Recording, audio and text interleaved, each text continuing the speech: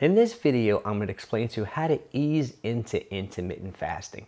If you ever wanted to try intermittent fasting before, or if you tried it before and were hungry and had a really hard time, I'm going to give you some great advice in this video that make the whole process a lot easier.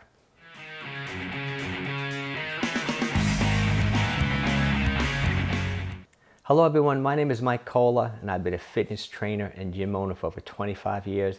And if this is your first time here and you want to turbocharge your fitness, health, and nutrition efforts, make sure you hit that subscribe button. I put out videos like this every single week. Okay, let's talk about intermittent fasting. First, let's talk about the benefits of it. I'm going to give you a couple of protocols on how I think you should intermittent fast. Then I'm going to give you some really great tip on how to make the whole process so much easier, how to ease into it, how to make sure you're not starving, you're not really hungry when you're intermittent fasting. But first of all, let's talk about the benefits. The benefits are really numerous. One major benefit of intermittent fasting is it keeps your insulin levels low. I did a whole bunch of videos on insulin. I'm going to link one up right above me. It talks about insulin resistance and all the metabolic issues, all the horrible health issues happen that when your insulin levels are high, when you're eating tons of carbohydrates. So that's one of the major benefits of fasting. It keeps your insulin levels low. Now, when your insulin levels low, the other good hormones are elevated. There are inverse relationships. For example, human growth hormone is elevated when your insulin levels are low. Glucagon, the fat-burning hormone, is elevated when insulin levels are low. So actually, in my opinion, one of the healthiest things you can do is keep your insulin levels low, increase your insulin sensitivity. So when you do eat, insulin works the right way.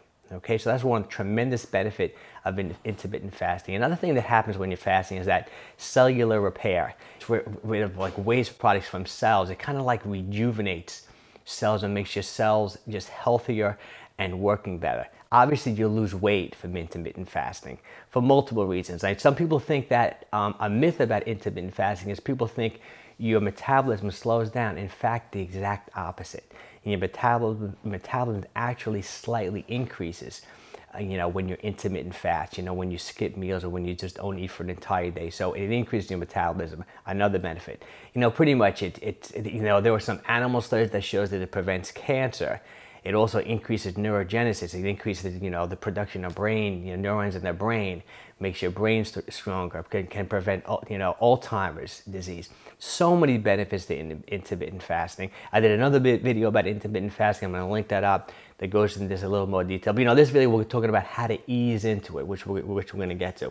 Now let me talk about the two best ways I think to intermittent fast. One way is to pretty much just not eat for an entire day. I think that's difficult, so I wouldn't call that easing into it. But that's a very common practice. Some people may fast, just intermittent fast 1 day a week, or maybe once every 3 days. That's kind of, I think, an aggressive way to do it. The second way, which I think is much better and easier for most people, is to just eat within, say, an 8 to 10 hour eating window. What that means is that, for example, say skipping breakfast. For example, I personally stop eating every night around 8 p.m. and I break my intermittent fast around noon. So sometimes I go even 2 o'clock. So I don't eat anywhere between 14 to say as far as 18 hours every single day. And that's how I do my intermittent fast. That's how I recommend that first you try intermittent fasting, is you pretty much just skip a meal. But this is the key. This is the big takeaway from this video, how to ease into it. I think some people may have a hard time even skipping breakfast. If they go from a traditional diet that's high in carbohydrates, you're going to be hungry.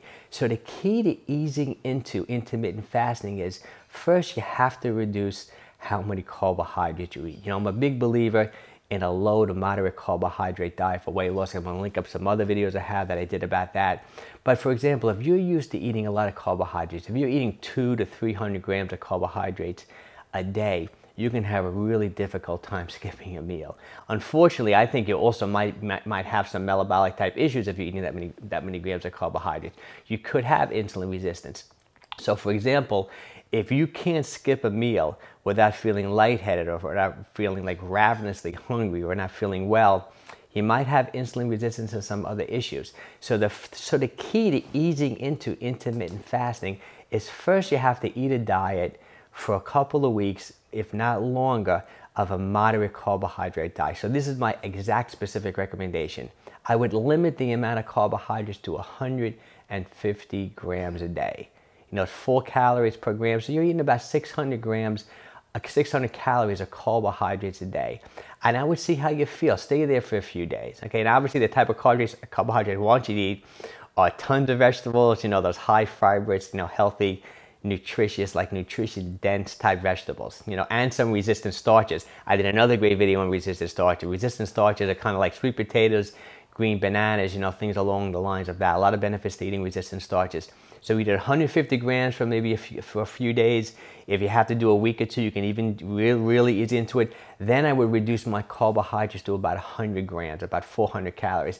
I find that once your body's comfortable eating about 100 grams of carbohydrates a day, about 400 calories a day, intermittent fasting will be a piece of cake. It'll be no problem. You'll be able to skip breakfast and maybe have, like, say, a 14-hour period of fasting. Or maybe if it works better for your schedule to skip dinner, you can skip dinner.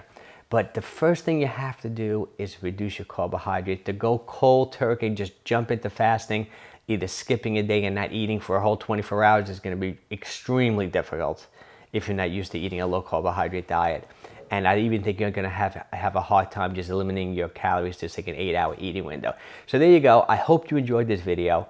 If you did, make sure you give me a thumbs up. And once again, if you're looking to turbocharge your fitness, health, and nutrition efforts, make sure you hit that subscribe button. I put out videos like this every single week. Take care and have a wonderful day.